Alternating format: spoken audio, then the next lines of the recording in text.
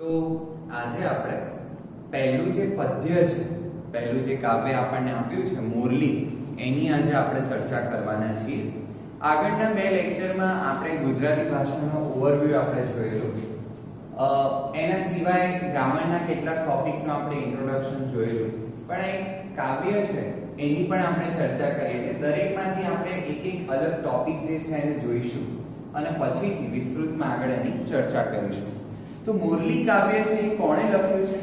તો એના રચયિતાનું નામ છે મીરાબાઈ. અને મોરલી કાવ્યનો પ્રકાર શું છે, કાવ્ય કૃતિનો પ્રકાર શું છે, અથવા તો કૃતિનો પ્રકાર શું છે? તો શું છે? પદ. તો આ બે બાબતો તમારે ધ્યાનમાં રાખવાની છે કે લખ્યું છે કોણે? મીરાબાઈએ, અને પ્રકાર શું છે? પદ. અહીંયાથી આપણને ક્વેશ્ચન પૂછાય છે. જોઈએ આપણે એમનો પરિચય.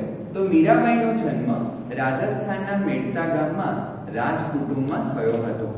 નાનપણથી જ તેમને કૃષ્ણ ભક્તિનો રંગ લાગ્યો હતો. તેમણે મેવાડ, વ્રજ અને દ્વારિકામાં સાધુ સંતો સાથે સત્સંગમાં કૃષ્ણમય જીવન વિતાવ્યું એવું મનાય છે. તો અહીંયા એમનું આપ્યું છે કે મીરાબાઈનો જન્મ રાજસ્થાનના મેડતા ગામમાં રાજકુટુંબમાં થયો હતો. એટલે અહીંયા આપણે જ્યારે એવું જોઈએ છે કે ભાઈ એમને કૃષ્ણ ભક્તિનો રંગ લાગ્યો, અથવા તો એમણે દ્વારિકા, વ્રજ અને મેવાડમાં સાધુ સંતો સાથે એમનું જીવન વિતાવ્યું, ત્યારે એ ધ્યાનમાં રાખવું જોઈએ કે રાજકુટુંબમાંથી હતા. એવું નહોતું કે મજબૂરીથી એ સાધુ સંતો જોડે એમને જીવન વિતાવ્યું કેવું, પણ એમને ભગવાનની લગ્ની લાગેલી હતી અને એટલા માટે એમણે જીવન કેવું વિતાવ્યું છે? કૃષ્ણમય જીવન વિતાવ્યું છે એવું આપણને અહીંયા લખેલું છે. તેમના કૃષ્ણ ભક્તિના પદો ગુજરાતી ઉપરાંત વ્રજ, રાજસ્થાની અને હિન્દી ભાષામાં આપણને જોવા મળે છે.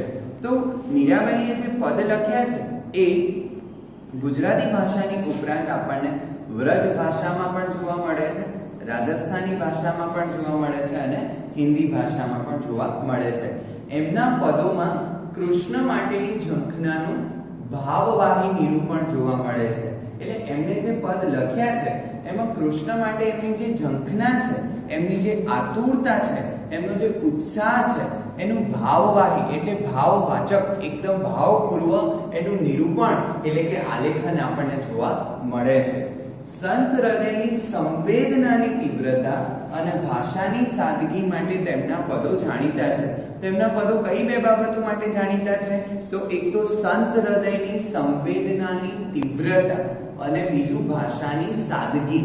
ભાષાની સાદગી એટલે એ વાત કે ભાઈ એમણે જે પણ લખ્યું છે એ એકદમ સરળ શબ્દોમાં લખ્યું છે, સરળ ભાષામાં લખ્યું છે કે એક વાંચતા લખતા વ્યક્તિને આરામથી ખબર પડે કે આ પદમાં મીરાબાઈ શું કહેવા માંગે છે.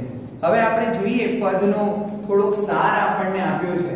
તો મીરાબાઈના પદોમાં કૃષ્ણ પ્રત્યેનો પ્રેમ અને ભક્તિ સદા દેખાય છે.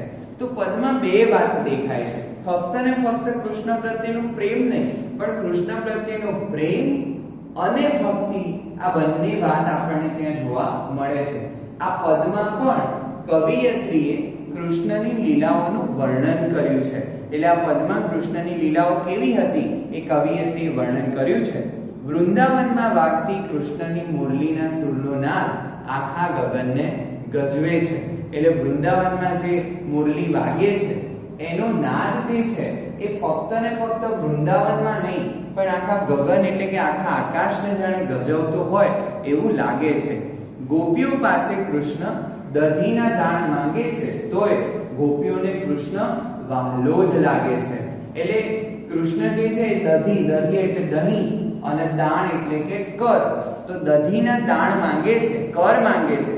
દાણ એટલે કર, અને આપણે જેને ઇંગ્લિશમાં શું કહી શકીએ છીએ? ટેક્સ. તો એ માંગે છે તોય ગોપીઓને કૃષ્ણ કેવો લાગે છે? વહાલો લાગે છે. કૃષ્ણની વૃંદાવનની રાસલીલાનું સુંદર વર્ણન મીરાબાઈ કરે છે. કૃષ્ણનો શણગાર, એનો રાસ એ સૌને ઘેલા કરે છે. ઘેલા એટલે આમ ગાંડા, પણ અહીંયા મંત્રમુગ્ધ કરે છે એવા અર્થમાં આપણને કીધેલું છે. મીરાબાઈ કહે છે કે કૃષ્ણના દર્શન માત્રથી બધા દુઃખ દૂર થાય છે. એટલે કે આપણા જેટલા દુઃખ છે એ બધા જ દુઃખ કૃષ્ણના ફક્ત આપણે દર્શન કરીએ તો પણ એનાથી દૂર થાય છે. કૃષ્ણની ભક્તિના આ પદમાં મુરલીનો મહિમા ગાતા ગાતા મીરાબાઈ કૃષ્ણનો મહિમા પ્રગટ કરે છે.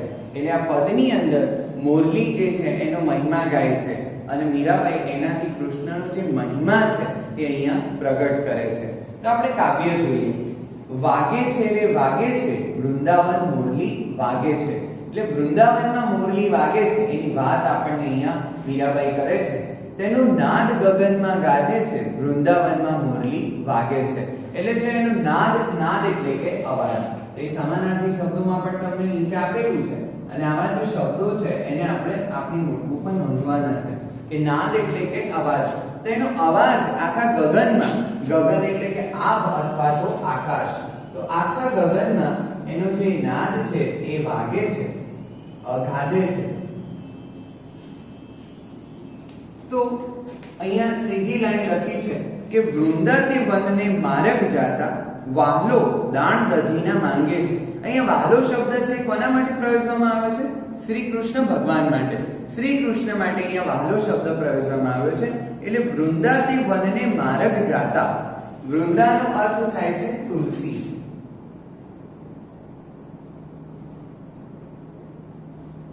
અને માર્ગ છે એ તળપદો શબ્દ છે.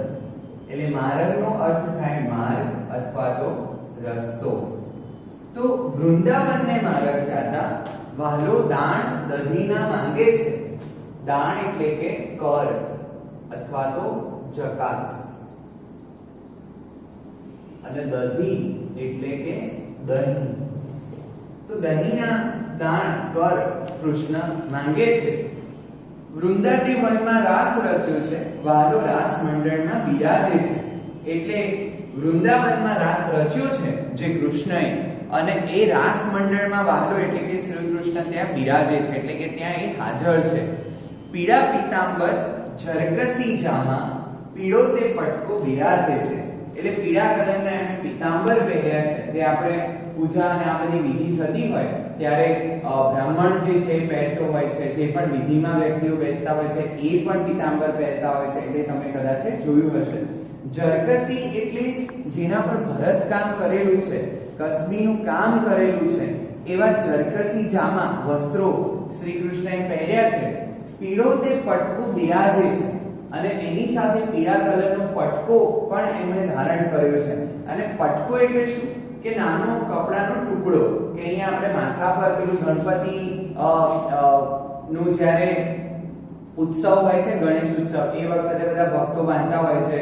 અંબાજી ચાલતા જતા હોય એમણે પણ અહીંયા પેલું સ્ટ્રીપ જેવું બાંધ્યું હોય છે. અને કમર પર પણ રાસ જ્યારે રમતા હોય ત્યારે પટકો બાંધવામાં આવે છે. તો એ પીળો તે પટકો બિરાજે છે. કાને તે કુંડળ મસ્તકે મુગટ, એટલે કાનમાં એમણે કુંડળ પહેર્યા છે અને મસ્તક પર એટલે કે માથા પર એમણે મુગટ પહેર્યો છે. મુખ પર મોરલી બિરાજે છે. તેમના મુખ પર મોરલી હોય છે. એટલે મોરલી આપણને જ્યારે આપણે કૃષ્ણને જોઈએ ત્યારે કોઈ પણ જગ્યાએ ખાસ કરીને આપણને એમની સાથે વાંસળી જે છે, મોરલી જે છે એ જોવા મળે છે. એટલે કૃષ્ણ પર એ બિરાજે છે.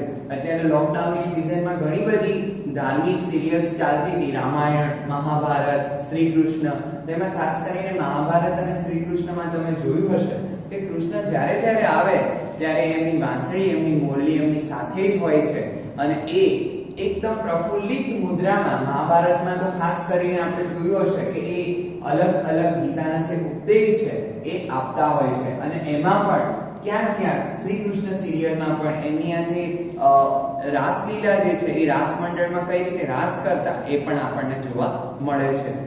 આગળ જોઈએ કે વૃંદાતે વનની કુંજ ગલીમાં, વૃંદાવનની જે કુંજ ગલી છે, કુંજ ગલી એટલે શું? તો આપણે જે રસ્તો હોય એની બંને બાજુ વૃક્ષ હોય, બંને બાજુ છોડ હોય, એવી જે ગલી છે એને કુંજ ગલી કહેવાય છે. તો વૃંદાવનની કુંજ ગલીમાં વાલો થનક થનક થઈ નાચે છે. થનક થનક અહીં નાચવાના સંદર્ભમાં છે. અને થઈ એટલે એ પણ એક તળપદો શબ્દ છે. થઈ એટલે એક્ચ્યુઅલમાં થઈ આ રીતે છે.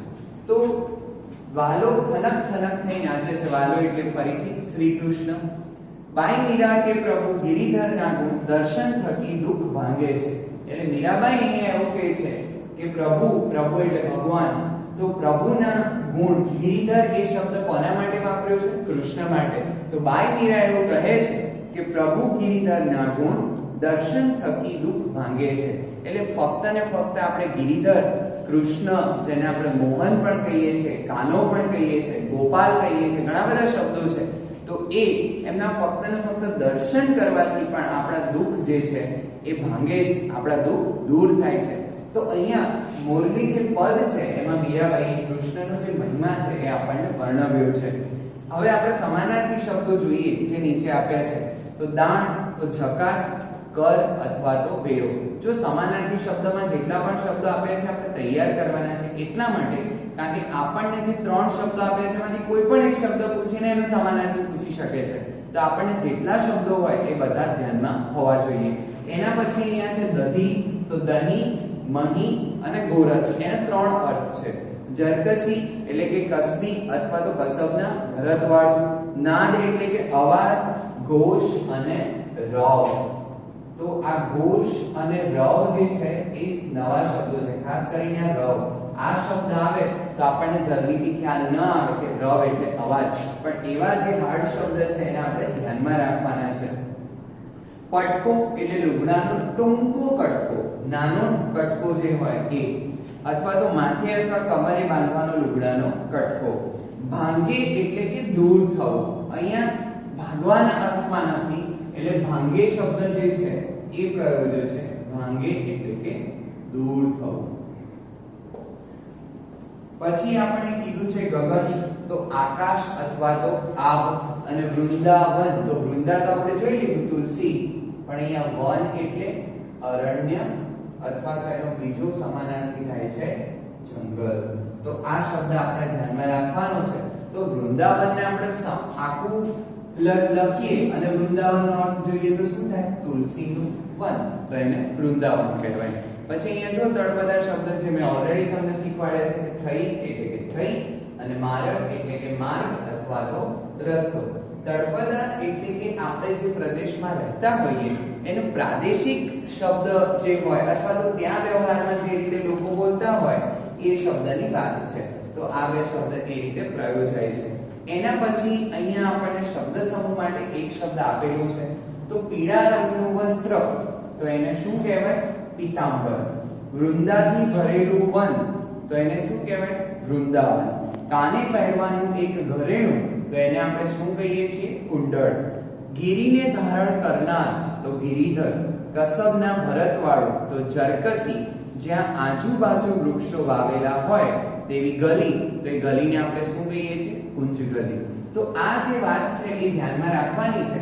મેં શરૂઆતમાં પણ 2 વિડિયોઝમાં તમને કીધું છે, ફરીથી તમને હવે આપણે ચાલુ કર્યું જ છે પદ્ય, એટલે હું તમને કહી દઉં કે તમારે સમાનાર્થી શબ્દનું આખું એક ભંડોળ જે છે, લિસ્ટ જે છે તૈયાર કરવાનું છે.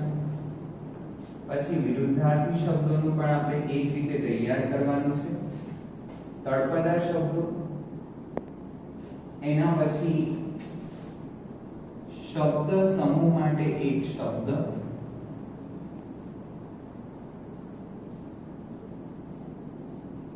અને રૂઢિપ્રયોગ.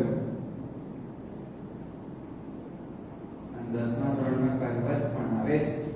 એટલે આટલા જે ભાગ છે 1 2 3 4 5 અને 6 સેક્શન તમારી નોટબુકમાં તમારે બનાવવાના છે.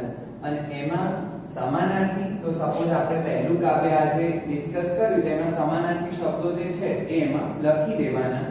વિરુદ્ધાર્થી અહીંયા નથી, પણ આપણને વિરુદ્ધાર્થી આમાંથી ખબર હોય તો આપણે વિરુદ્ધાર્થીમાં લખી શકીએ. તળપદા શબ્દો આપેલા છે 2, તો એ 2 શબ્દોને ત્યાં લખી દેવાના છે.